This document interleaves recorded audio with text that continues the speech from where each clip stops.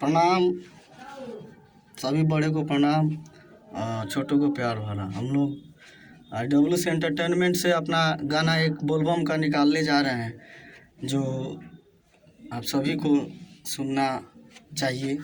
बाबा का जय महाकाल और तमाम भोजपुरिया सुने वाला के मैं सिंगर तिवारी दीपू नमन करतनी।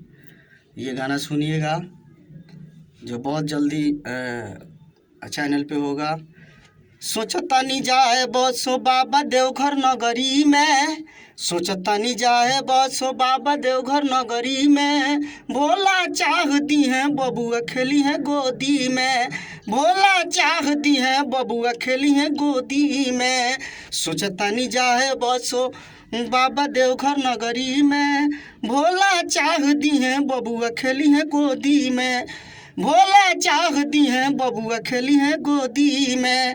सोचतानी जाए बसो बाबा देवघर नगरी में, भोला चाह दी हैं बबुआ खेली हैं गोदी में। प्रणाम सभी लोगों को, मैं सिंगर तिवारी दीपू। ये बोलबम का एल्बम आप सभी के बीच दिया जाएगा और हमारा आशा विश्वास बा कि अपना सबन के अच्छा लगी, प्यार दुलार मिली। आप सबन से कहब कि अपने भी जुड़ी। सिंगर तिवारी दीपू के रिकॉर्डिंग चल रहा है।